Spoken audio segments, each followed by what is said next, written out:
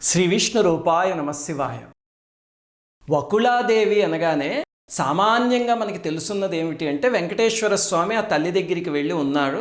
ఆవిడే వెంకటేశ్వర స్వామికి పద్మావతి దేవికి వివాహం చేశారు అంతేనా?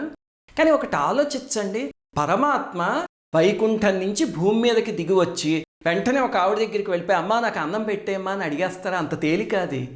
అలా ఉండాలి అంటే ఆవిడ ఎంత పుణ్యం చేసి ఉండాలి, ఎంత తపస్సు చేసి ఉండాలి.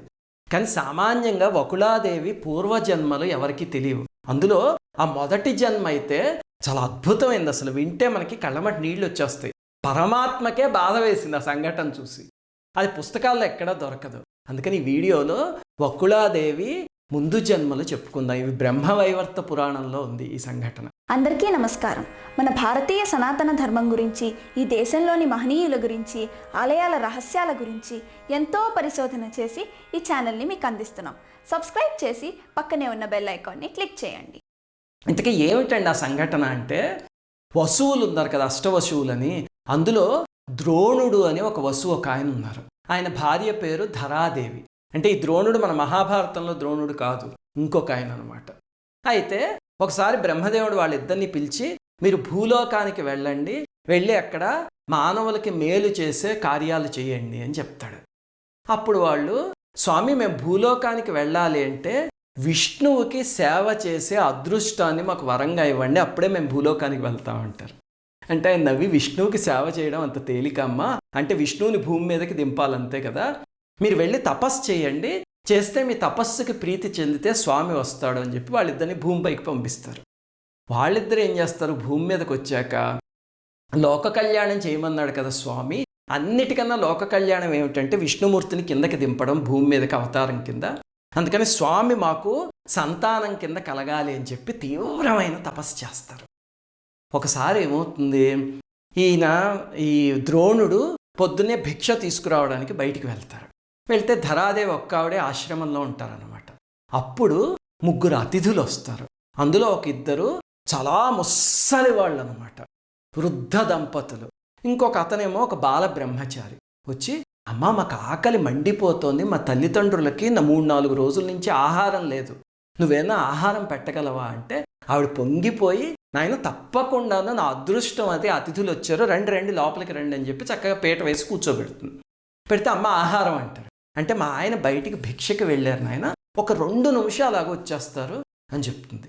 విచిత్రంగా ఆ రోజు ఆ ద్రోణుడు ఆయన రారా మహర్షి రాకపోయేసరికి చూస్తుంది. ఈ లోపల వీళ్ళు అమ్మ ఆకలితో మేము చచ్చిపోయేలా ఉన్నాము, మాకు 4 రోజుల నుంచి ఆహారం లేదు, దయచేసి ఆహారం పెట్టు వెంటనే, ఏదో ఒకటి పెట్టు అంటారు.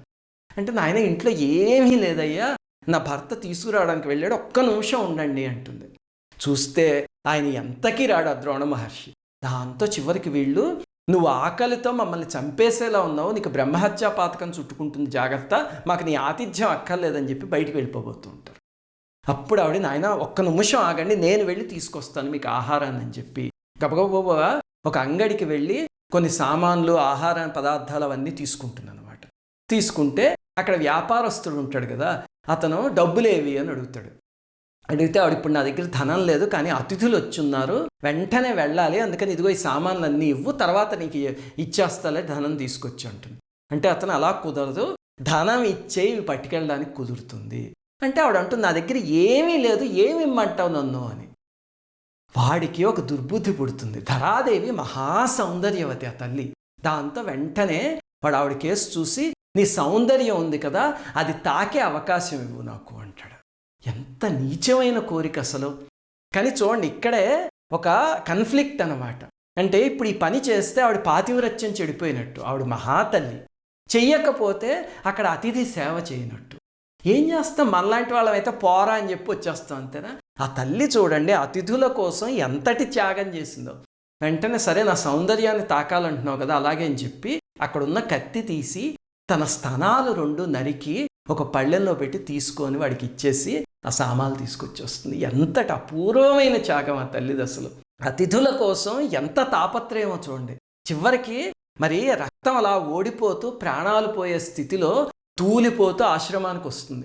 వచ్చి ఆ సామాన్లన్నీ వాళ్ళ ముందు పెట్టి నాయన నేను ఇంతవరకే చేయగలిగాను, వండి నీకు అన్నం తినిపించలేకపోతున్నాను, నన్ను క్షమించు నాయన, వెళ్ళిపోతున్నా నీ జన్మలోను, మళ్ళీ ఎప్పుడైనా జన్మ ఉంటే నీ ఆకలి తీరుస్తాను అని చెప్పి పాపం చనిపోతుంది ఆవిడ. అప్పుడు ఆ వచ్చిన వాళ్ళకి గుండె కరిగిపోతుంది. ఆ బాలబ్రహ్మచారి అయితే కళ్ళమటి నీళ్లు పెట్టేసుకుంటాడు. ఎవరు? ఎటువంటి సంఘటన జరిగినా సరే చెలించని పరమాత్మ ఆయన. అలాంటి పరమాత్మకి కళ్ళమటి నీళ్ళు వచ్చేస్తాయి. ఇంతకీ వచ్చింది ఎవరు అంటే ఆ వృద్ధ దంపతులు, ఆది దంపతులు, పార్వతీ పరమేశ్వరులు. ఆ బ్రహ్మచారి కింద వచ్చింది విష్ణుమూర్తి. వెంటనే వాళ్ళు నిజరూపాలతో ప్రత్యక్షమయ్యి ఆ తల్లిని తాకితే మళ్ళీ స్వస్థురాలైపోతుంది, అయి మళ్ళీ బతుకుతుంది అనమాట. అప్పుడు స్వామి చెప్తారు, ఏం త్యాగం చేసావు తల్లి, మా ఆకలి తీర్చడానికి నీ స్తనాలను ఇచ్చేసావా, ఎంతటి త్యాగం ఇది, నా గుండె ద్రవించిపోయింది. నువ్వు ఆఖరిలో కోరిక అడిగావు కదా, నా గోరుముద్దలు తినిపించాలని, అది నీకు మరుజన్మలో నేను తప్పకుండా తీరుస్తాను. నీ ఒడిలో బిడ్డనయ్యి నీ స్తనం తాగి నా ఆకలి తీర్చుకుంటా, నీ గోరుముద్దలు తింటాను అని చెప్పి పరమాత్మ ఆవిడికి వరం ఇస్తాడు. ఆ ద్రోణుడు ధరాదేవే తర్వాత జన్మలో నందుడు యశోదాయి పుడతారు. పుడితే అప్పుడు పరమాత్మ చక్కగా వాళ్ళకి బిడ్డ కింద వస్తాడు. చూడండి, అసలు పుట్టుకే లేని పరమాత్మ అప్పుడిచ్చిన వరం కోసం అని చెప్పి మానవ జన్మ ఎత్తి కష్టాలు, కన్నీళ్లు, ఆకలి దప్పులు, ఏడుపులు, తల్లి దెబ్బలు కొడితే ఆ దెబ్బలన్నీ తినడం, కృష్ణావతారం అంత పరిపూర్ణమైన అవతారం అసలు ఇంకుండదు.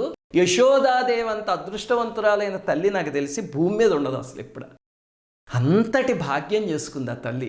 ఎందుకు అంతటి భాగ్యం? చూడండి, కృష్ణుడు తాడు వేసి రోకలికి కట్టేసిందా? భగవంతుడు దేనికి బంధింపబడతాడు? ఆ తల్లి తాడు ముక్కకి బంధింపబడ్డాడు. అంతటి అదృష్టం ఎందుకు కలిగింది అంటే పూర్వజన్మలో ఇంతటి కైంకర్యం చేసుకుంది కాబట్టి. కానీ తర్వాత ఏమవుతుంది? దురదృష్టవశాత్తు కృష్ణుడు బృందావనంలో యశోదామాతతో ఉన్నాక కంసుణ్ణి సంహరించడానికి వెళ్తాడు కదా స్వామి. వెళ్ళి మళ్ళీ బృందావనం రాడు, మధుర వెళ్ళిపోయి అక్కడ ఉండిపోతాడు దేవకి వసుదేవులతో. అది అసలు మనకు భాగవతం చదువుతుంటే యశోదాదేవి పడిన బాధ చూసి గుండె కరిగిపోతుంది అంతే. అక్కడ ఉండిపోతాడు, మళ్ళీ వెనక్కి రాడు. వివాహాలు, అష్టమహిషులు, ఇంకా ఈ నరకాసురుడి దగ్గరించి తీసుకొచ్చిన 16,000 మంది కన్యలు, ఎన్ని వివాహాలు జరుగుతాయి, కానీ పాపం ఈ తల్లి ఒక్క వివాహం కూడా చూడదు. తర్వాత ఎప్పుడో స్వామిని కలుస్తుంది. కలిసి, నాయన ఇన్ని పెళ్ళిళ్ళు చేసుకున్నావు, నా దగ్గర పెరిగావే, ఒక్క వివాహం చూడటానికి కూడా నాకు యోగ్యత లేదా, నాకు ఆ అదృష్టం ప్రసాదించవయ్యా అని అడుగుతుంది కృష్ణుడిని. అడిగితే అప్పుడు స్వామి అంటారు, అమ్మ పూర్వజన్మలో నీకు ఇచ్చిన వరం ఇంతేను, ఈ వివాహం చూసి ఇవన్నీ అదృష్టం ఇంకొక తల్లికి ఉన్నాయి. సరే, నువ్వు అడిగావు కాబట్టి మళ్ళీ నీ కోరిక తీరుస్తా. కలియుగంలో నువ్వు వకుళమాలిక అనే పేరుతో పుడతావు. అప్పుడు నా వివాహం చూడడం ఏమిటి, నా వివాహం నువ్వే చేస్తావు దగ్గరుండి అని చెప్పి వరం ఇస్తాడు పరమాత్మ. అందుకని ఆ వరాన్ని అనుగ్రహించడం కోసమే మళ్ళీ కలియుగంలో వెంకటేశ్వర స్వామి కింద దిగొచ్చాడు. అప్పటికే వకుళమాత తిరుమల కొండ మీద వరాహస్వామి ఆలయం దగ్గర ఆశ్రమంలో ఉంటుంది ఆ తల్లి. ఆవిడికి పూర్వజన్మ గుర్తుండదు, కానీ భగవంతుడికి వండి పెట్టాలి అనే కోరిక. దాంతో పుష్కరిణి దగ్గర, స్వామి పుష్కరిణి దగ్గర అలా తపస్సు చేస్తూ భగవంతుడి కోసం ఉండిపోయింది. చూడండి, అది పూర్వజన్మ వాసన అంటే. మొట్టమొదటి జన్మలో వండి పెడదాము అనుకుని వెళ్ళిపోయింది, రెండో జన్మలో గోరుముద్దలు తినిపించింది, మూడో జన్మకు కూడా ఇంకా అది ఉండిపోయింది అనమాట వాసన. అప్పుడు స్వామి కిందకి దిగొచ్చేసరికి వరాహస్వామి, ఇదిగో ఈ శ్రీనివాసుడు ఆలనా పాలనా చూడు అని చెప్పి ఆవిడ్ని నియమిస్తాడు. ఎందుకంటే వరాహస్వామికి తెలుసు కదా ఆవిడ పూర్వజన్మలన్నీ, అలాగే వచ్చినాయన ఎవరో కూడా తెలుసు. అలాగే ఆవిడ వెంకటేశ్వర స్వామి ఆలనా పాలనా చూసింది. తర్వాత స్వామి ఒకరోజు బయటికి వెళ్ళి పద్మావతి దేవితో ప్రేమలో పడ్డం, ఆ లీలా నాటకం అంతా మనకి తెలుసు కదా.